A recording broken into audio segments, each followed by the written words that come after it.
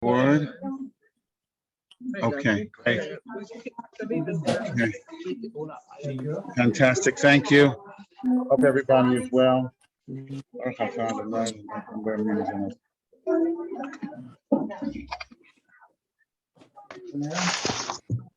Those of you at home, we're in Perek Bet, Pirkei Avot, Mishnah, the Mishnah Hey on Mishnah Vav.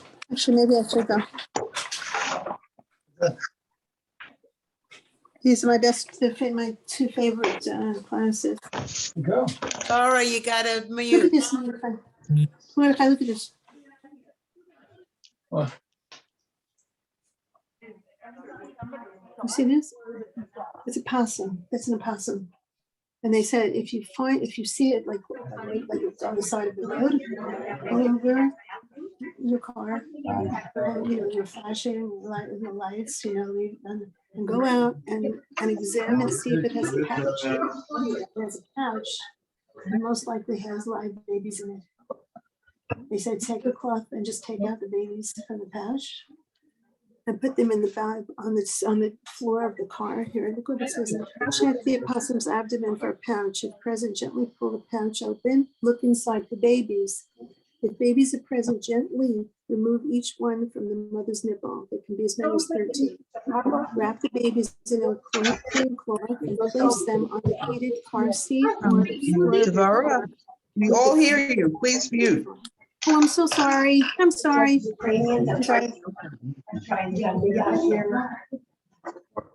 I'll ask my kids. Okay, hope everyone is well.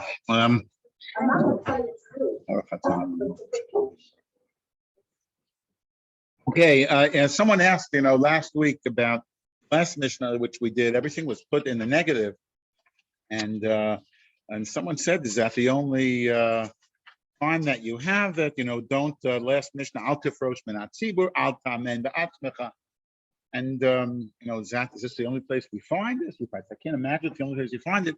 I didn't look under my nose, but the very next Mishnah, Hillel does a very similar thing. The Mishnah we're up to, where he talks about what puts things in the negative. Yeah, please.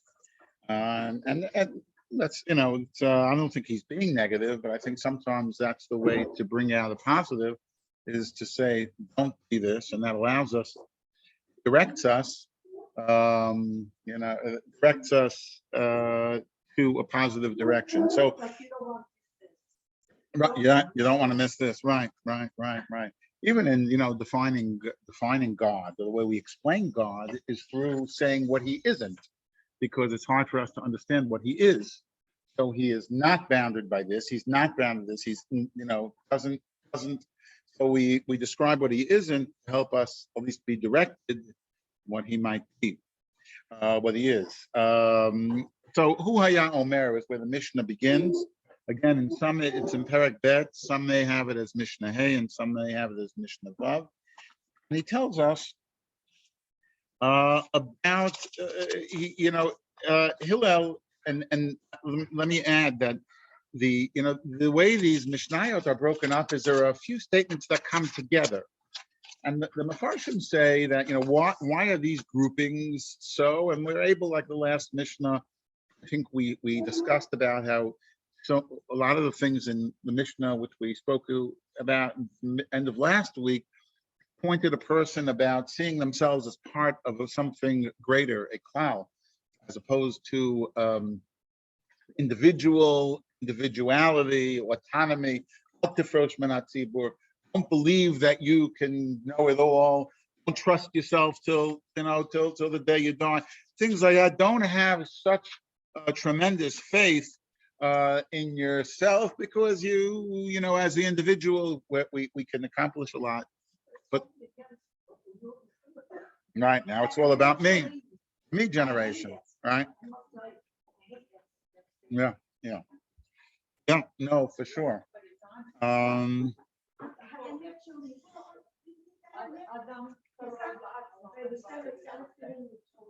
Right. Well, like everything, it's a tension. A person has to be, we shouldn't be subsumed just into the group. We should be able to use our own thoughts and talents to become all we could be, and it's shirking our responsibility to ignore that. But yeah, no. Yeah, we're getting to that right now. That's in this week's Mishnah, Mishnayot. Exactly. I'm glad you brought that up. So Hillel here says, brings down some very interesting things. It's Huaya Omer. Again, this is Hillel speaking. And he says, he starts off by saying, in Bur, Yirei Bur, not the one who is in fear of sin, who was Yirei who has Yiras HaChet.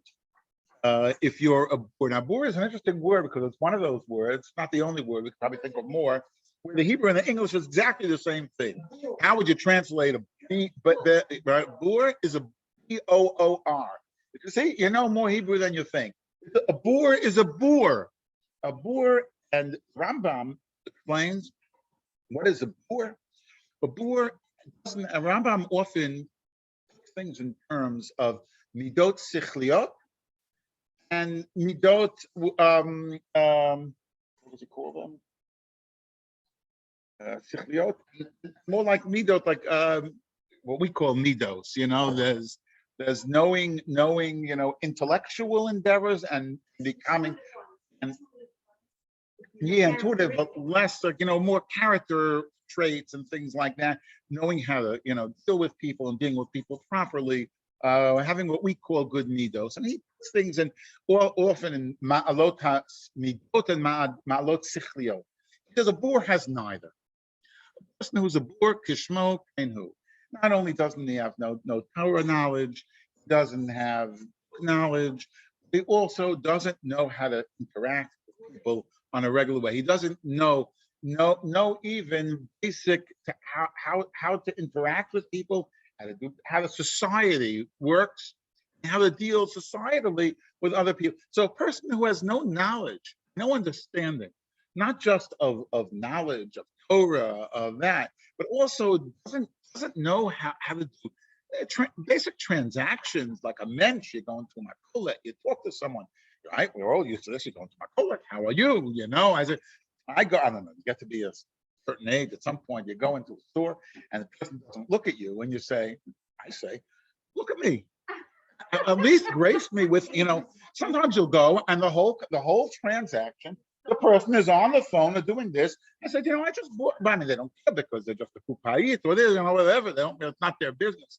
Even if they're people of their own businesses, it's the mentality.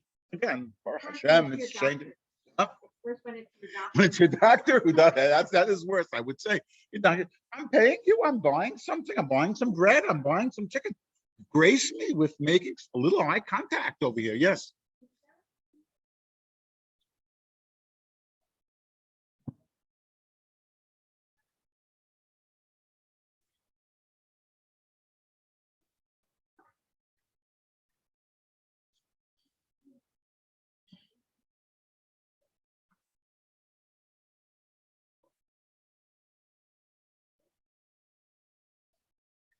Well, I think that's a good point. Say that I don't think the Mishnah, if there's somebody who is, people who are on the spectrum in certain ways, as they say, or don't have social awareness. We know now that sometimes people don't have that, and they can't and shouldn't be blamed for that.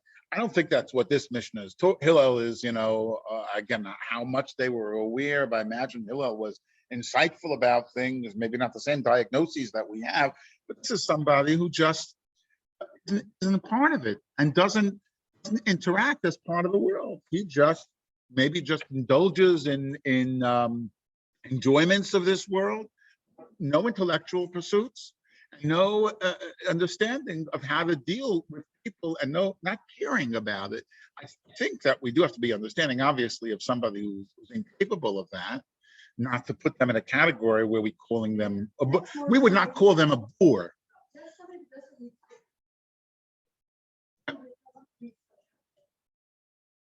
Yeah, go ahead.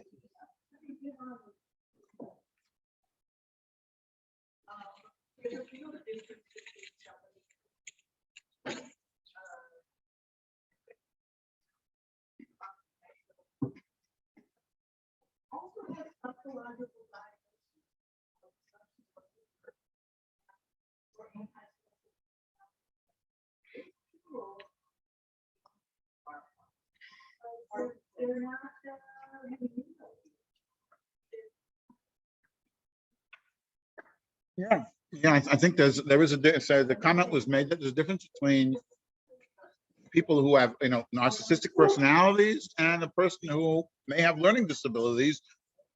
I think the reality is, now, again, I don't know if this is what Hillel's talking about a boor. When he's talking about a boor here, and by the way, a sedate boor in the Gemara is a field which nothing could be grow on, and not cultivated at all. No, not this kind of plants, not fruit, not wheat, not anything.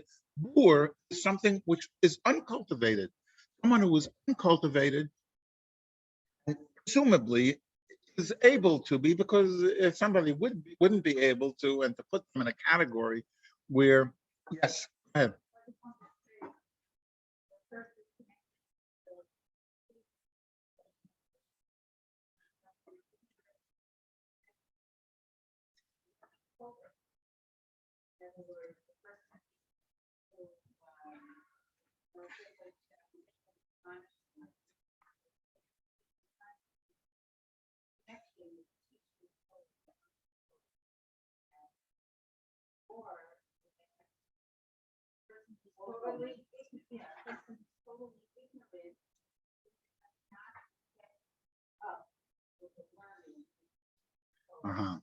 That's interesting that Rav Hirsch says that, and the comment was made that Rav Hirsch said a boor, particularly as somebody who's not kept up with the learning of Torah.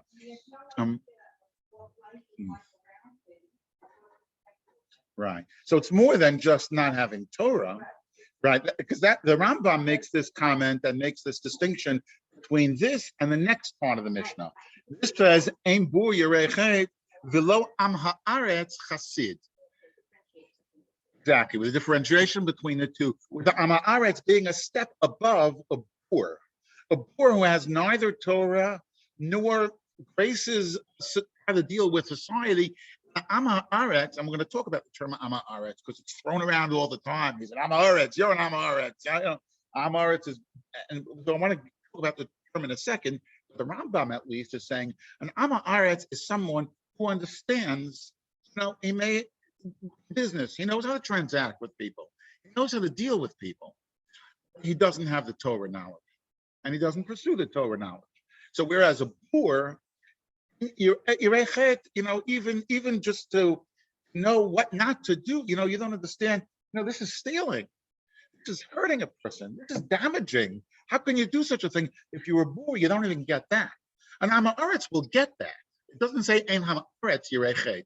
The am haaretz understands society. You don't block someone's car when you're parking. You don't do something which is going to just cause damage with something. But to be pious, what we call a chassid, is somebody who knows how to go. The Rambam's definition of a chassid, again, not talking about someone who wears, has long payas or this. A chassid is someone who knows how to go lifnim mishurat hadin, to go the extra mile sometime.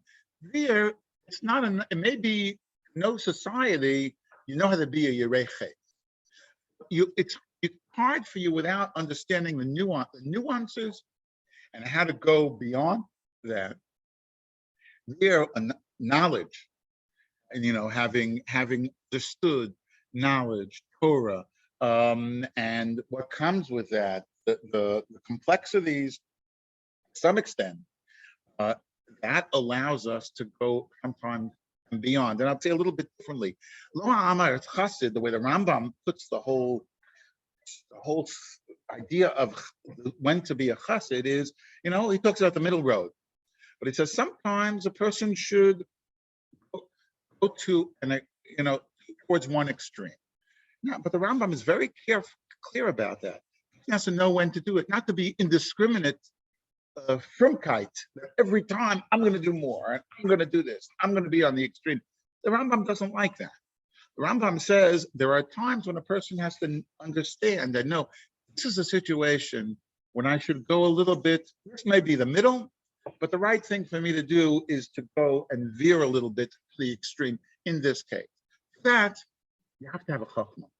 You can't just do it indiscriminately. Lo am haaretz chassid. That's what the Rambam says.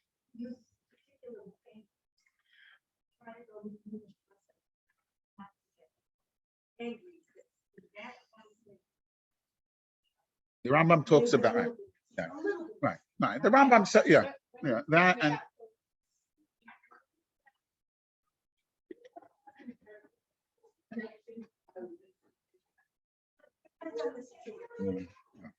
Rambam says that when it comes to anger, when it comes to humility, those are two areas where he says it's good to go to that. But in everything, we have to be even those things. We have to be smart about it, and we have to know. A person has to. What's interesting here to me is this idea, which we think we find in various places. Stereo, it's pretty scary, I'm a little delayed. The idea that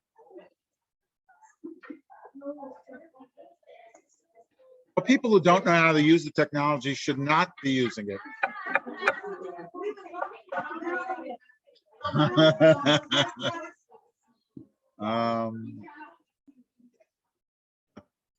The idea that be nice, we usually think, we all, there are people other than me who are really nice and do chesed, and and we know people. There are people like that here, and whether they do it b'seiter or the more people know about it, it's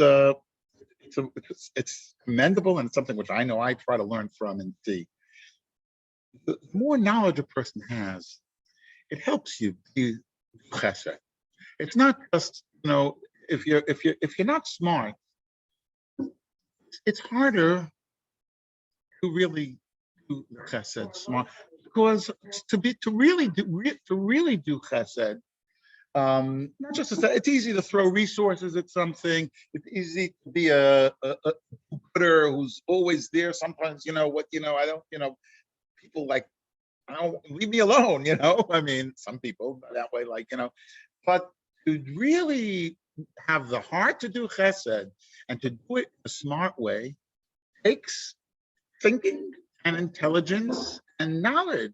To really, those people are really, I know what people always say, and they have all kinds of lectures. Sometimes people go through tragedies, and and what do? You can, we all know people say the dumbest thing at Shivakov, right? Some people say that, and they're not trying to be mean, or they're not trying to hurt you or be quiet, right? Some, what I mean, again, having this, and we've seen it and that, you've seen it with that. Some people are very smart. I saw some people that, we can all say stories. I'm not gonna, somebody called me up. I haven't seen yeshiva 35 years. We went to yeshiva together. I saw on something, and he said to me, "Tell me something about your father." It was a 3-minute conversation, and I said, "What a smart!" I told him. I said, "What a smart thing!" And I told him a minute thing, and he this, and he said, and that was it. It was a 3-minute phone call, and he wasn't trying to make believe he was my best friend or tell me platitudes or this. And I learned, wow, what a smart thing to do. To know how to do that, whether it's that, or I remember there was Loa Lane knew that some tragedy here where somebody died young, and people wrote at Sion, families were calling, what should we do when people call? And some people, they thought about in this, show up sometimes with 2 pies of pizza.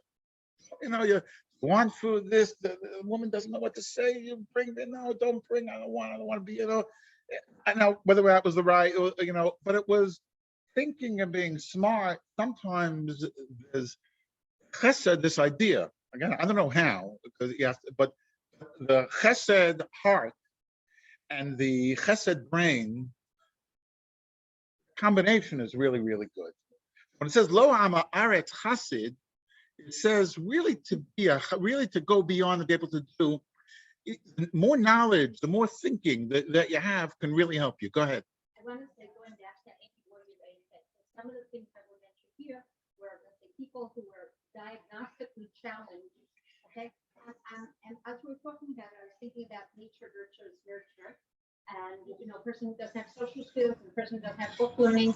And I think that we, like all know of as a team, especially in the aftermath of World War II, people who didn't get any kind of school education, but they were very smart. And even though they had no formal education, they were able to figure things out. And having said that, they were people who even weren't taught social skills, managed to develop them. Okay, I'm going to go back to Howard Gardner and the different intelligences in education. And I think that's it. Like, even if you don't have school learning, there's still a certain basic kind of curiosity that you should have, and you should be able to figure out the world around you. And even if you were, like, let's say, an orphan at a young age, and no one taught you social skills, like the Queen's mistake, go away for Shabbos prison. You certain social skills you should develop. And I think that's what the boar lacks. Like, yeah, he's being blamed because he doesn't have that just kind of natural sense to look around. And that goes back to the person who's able to partner intelligence.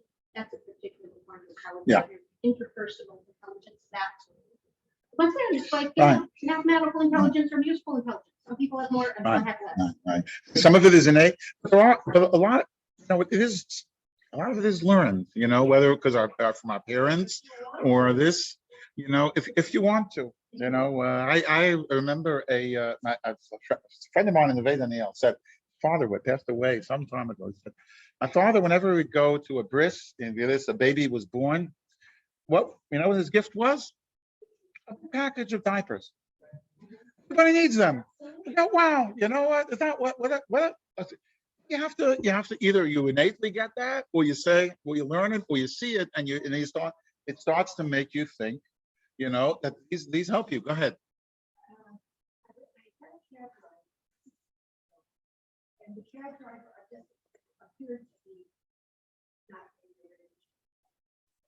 you know that doesn't mean that it's not true. Right. I think that we were going through already.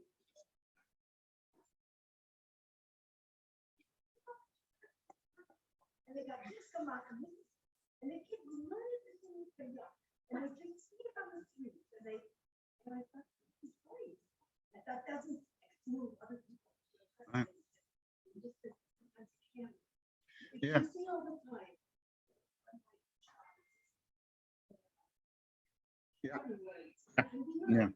Yeah. No, I think, and also we learn it by being part of the society. And if we, when I think of a boor, is it someone who doesn't, knowing how to transact, knowing how to keep people on the bus, whether you're on a bus, you're in a this, how do you, react to be, and we talked about this before. Self-absorbed, and not to be that way, and to interact with people, know how to do when you buy something, how to say thank you, how to say please, how do you say can I have this? How do you see to see from the other person, which a lot of it, like you say, is emotional intelligence, which some people have more than others. But we also learn it, people learn it from doing it.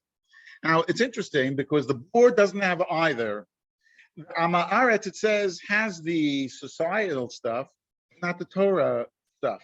The mission doesn't talk about it, and I don't want to dwell on this and say, but a person can also be completely immersed in Torah and know a lot of Torah.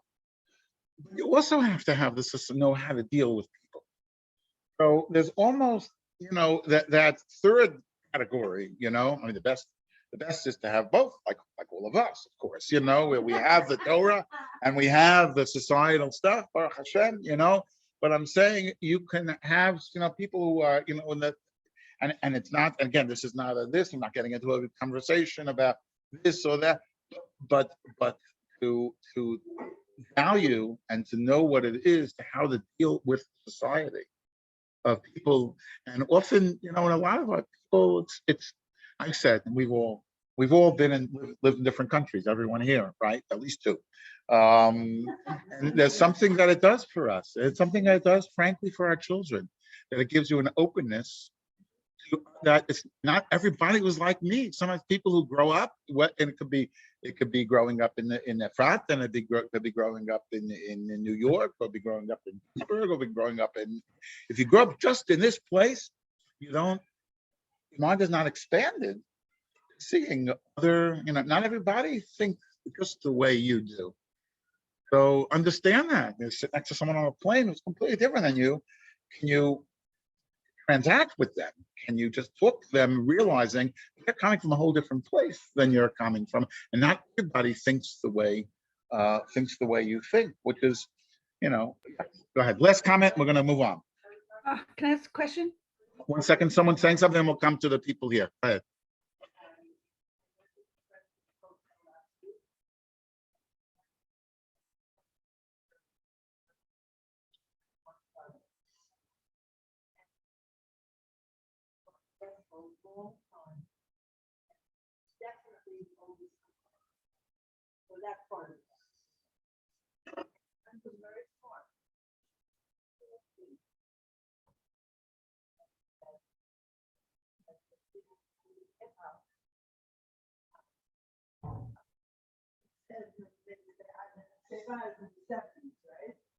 I'm not there yet.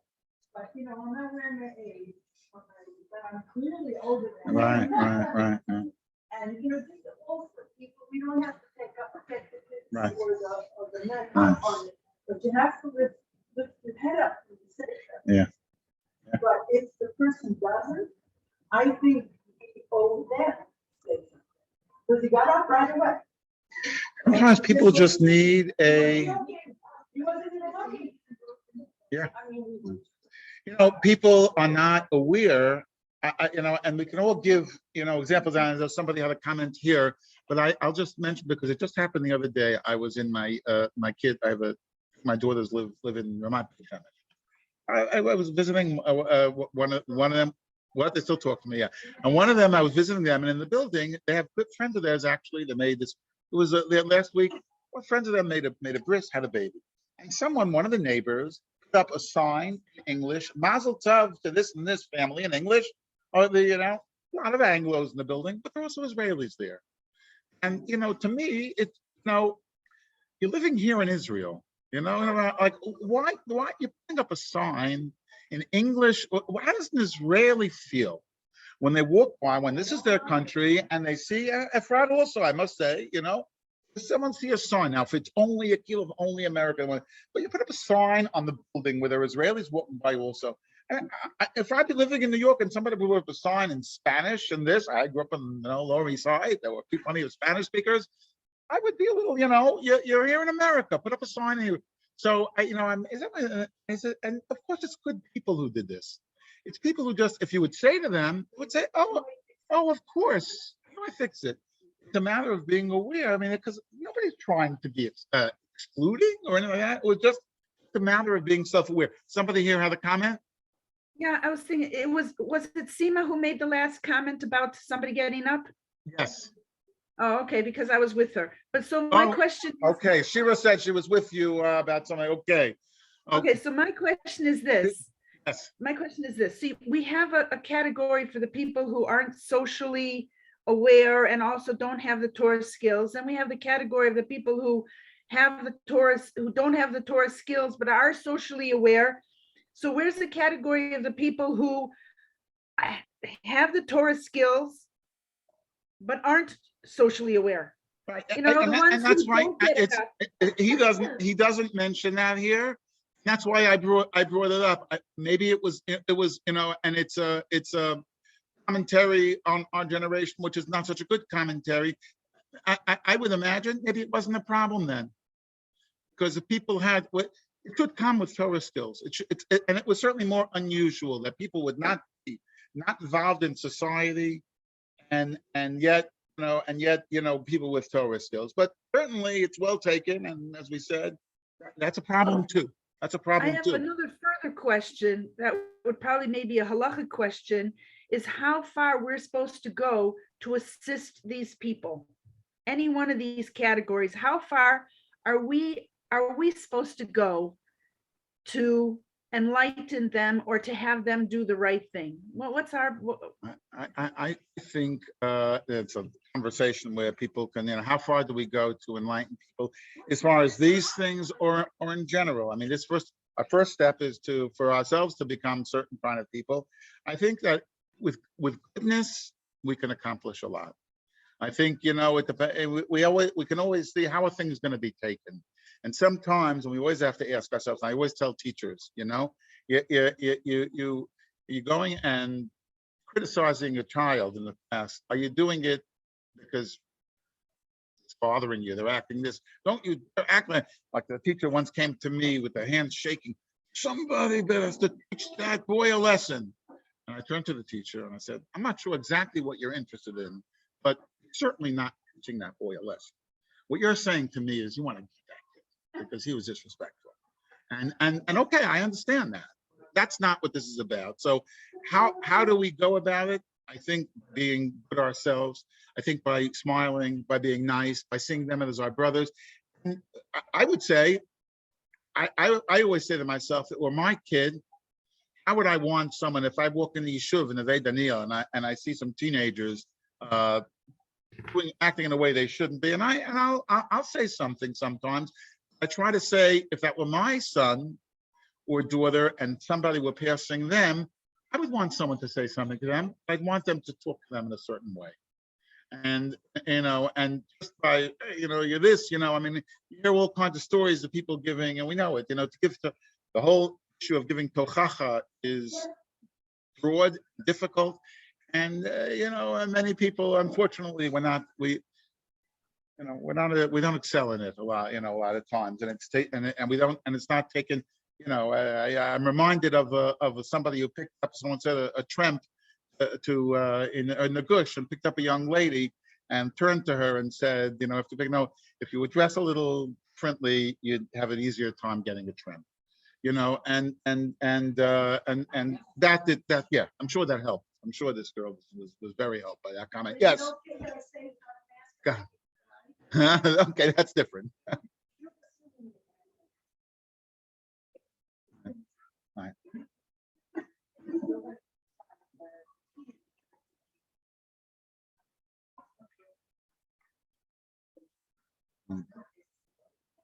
That's true. So what would you say? Then don't say anything? Yeah. I wouldn't do that just as someone who worked with teenagers my whole life, because the parent's going to say, Mrs. Grossman just told me that you did this. Your name is mud as far as this kid is concerned now,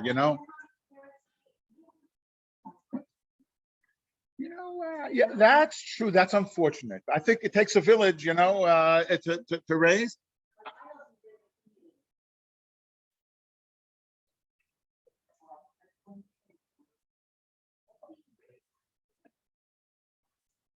Yeah.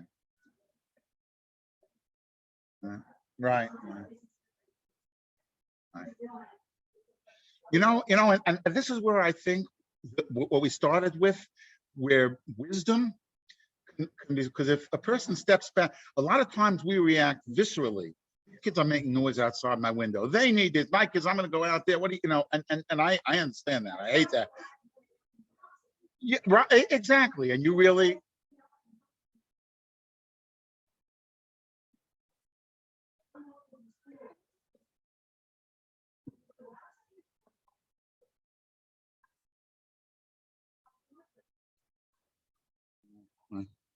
Yeah.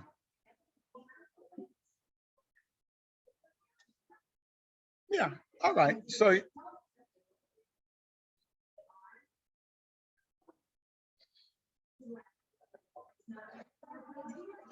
Okay. Yeah. Yeah. Yeah. But you have to be smart, and sometimes maybe the best thing is not to say anything. But I think if you we say things in a certain way, I'm reminded of this fellow Hillel Wasserman, who went to bring cholent, and Friday night when he sees the kids hanging out Friday night, all kinds of things. What did he do? He said, "I'm gonna bring them cholent Friday night." What a smart, beautiful thing to do. So and most parents won't object to giving the kid cholent. So to do it in a smart way, I think that's a good way.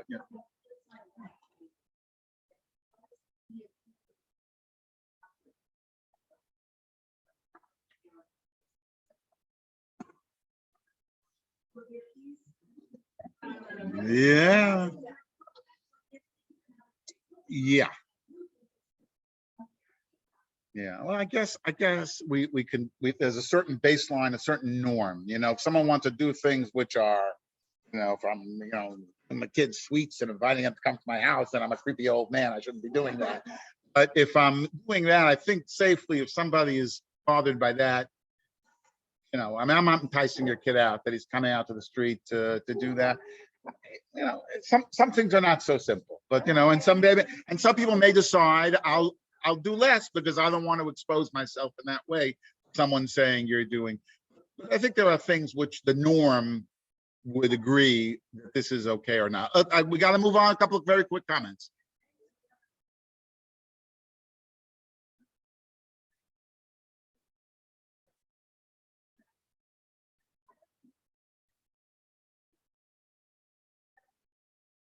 All right, that's a good thing. That's a smart thing. Go ahead.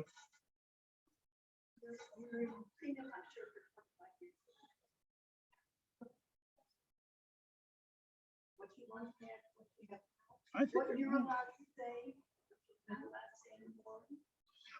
I think we see that. I think we all see that the generations, there's a certain, the Gemara says, "Bimot HaMashiach chutzpah yasik," it will be a lot of, a teacher could walk in here, a substitute teacher told me they came in, not to this school, another one of us. How old are you? Would you have ever asked your teacher? A teacher comes in, how old are you? How much do you make? Oh, yeah, Israelis, huh? How much do you make? That's normal, all right, yes, sir. But but certainly, I think we've all seen that. I think people always said it. I mean, you think 50 years ago they didn't say, "Oh, in those days, in the 30s and the 40s, kids had respect," and they lost it in the 50s, the 60s. People definitely said it in the 60s and the 70s and the 80s. So, on one hand, I agree with you, but I think that's just the natural. We always say, Koheles, Shlomo Melech said it in Koheles. Don't keep saying, it used to be Biyamim HaRishonim, it was always better. But I do think that let's say Canada lasted for a lot of years. Now the world is very, very, very, very quick. Technology. I don't think It could be. personalities Yeah. can keep up with the changes No. there. It's certainly complicated. It's certainly complicated. I look at things, but I take comfort. I tell you something which when I was in the high school principal last job in Hebrew County, Nassau County, our kids did an event for a whole event which was a concert and a whole thing, special needs kids. And I spoke at this thing and I said, in my lifetime, I've seen the attitude where our children, our grandchildren are taking care of severely handicapped people, feeding them, changing their diapers, stuff which me and my friends, we wouldn't have gone near. We didn't know any, unless somebody had, in their family or something. It was a different world in a very short time period. 30 years, whatever it is, get a job in Camp Hask, you need protection. You can't just get a job. It's very hard because it is so, and not just in this program and that program and all over. Our kids are doing things. So there are bright spots that there's an openness. That is a very the other seeing the Yeah, other. yeah. Well, because I remember my childhood, a lot of these kids were hidden. I just kept them. Were kept them. They were kept in. Absolutely. Let me go on because I'm going to get in trouble. Aviva's going to knock my salary if I don't finish one Mishnah. Ama Aretz, but interestingly enough, just so we're this. The term Ama Aretz, somebody could do a study and write a book on it. If they haven't already, then they can, because it's used differently. Avram went by this field, the cave from Ephron. That's not used pejoratively in that instance. Am haaretz is the people. Am haaretz, the townsfolk, and it's used right. And so it was not used there in a pejorative, negative way. Am haaretz here is used the way Am haaretz is used in our Mishnah, and apparently in by a Cheney, other places, here, somebody who's just not knowledgeable. Ama Aretz as opposed to Chaver. Chaver, like in the Yeki community, as a Chaver, the term of somebody who's, a Chaver, they're called up, the term Chaver is a member in good standing of the community. And Ama Aretz was someone you have to be worried if you purchase fruit from Ama Aretz or wheat, you have to worry that they didn't take off. So the whole discussions in the Gemara, they'll take off Truma, they won't take off Meiser, they were careful about this. Ama Aretz was not someone who was Torah knowledgeable and therefore not scrupulous about their things. So you have to be careful when you purchase food from Ama Aretz. It wasn't pejorative, negative, but it was not like in the Tanakh where Ama Aretz was just, the Ama Aretz were the people of the land, the inhabitants. Where we are Ama Aretz. Is that such a bad thing? There we live. We are Ama Aretz, but not then. It was not a positive thing. Ama Aretz then on the spectrum, the third use of Ama Aretz is negative. That there are play with the Ama Aretz says, Rabbi Akiva says, before I was frum, before I learned Torah, before I became someone knowledge,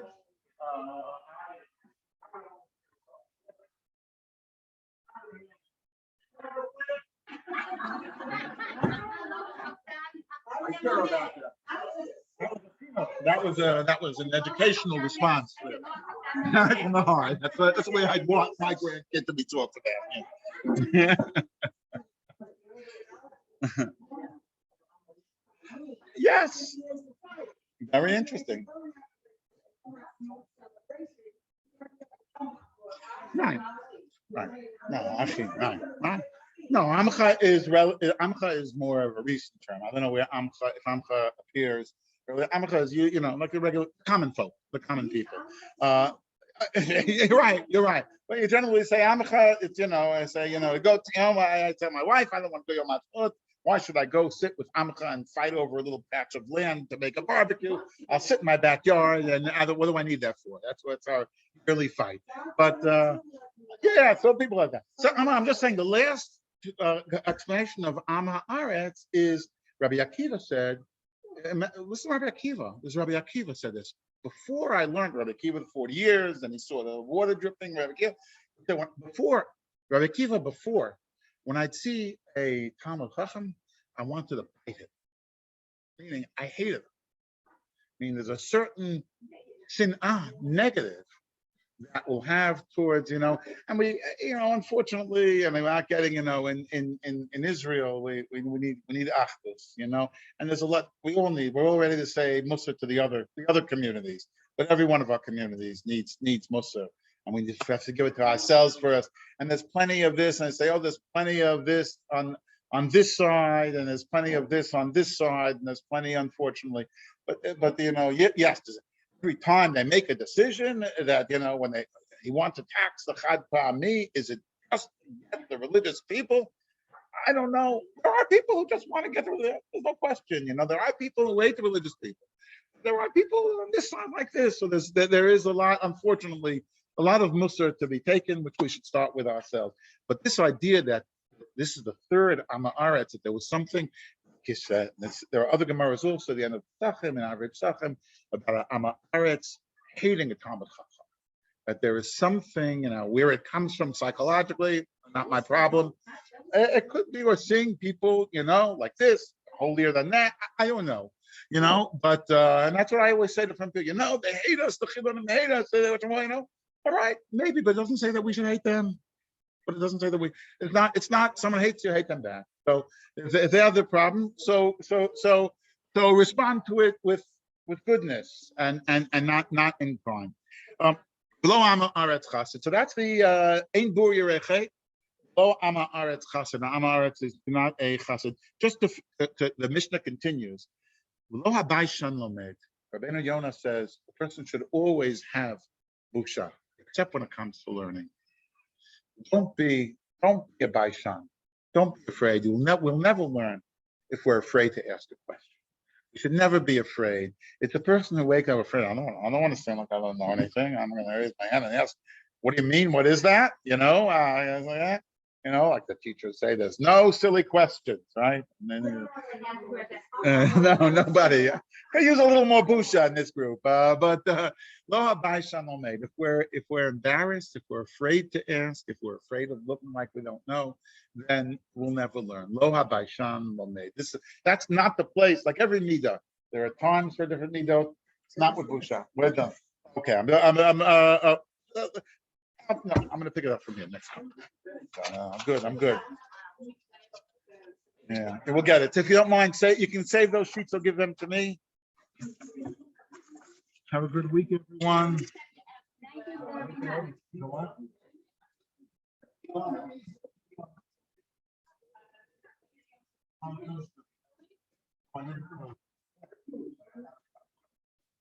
Script. Software is out today. This is above my pay grade. Goodbye, everyone. Have a great week. Have a wonderful Thank you. Thank you. Yeah, he just did. Where's participants? I can't read anything here. Thank you.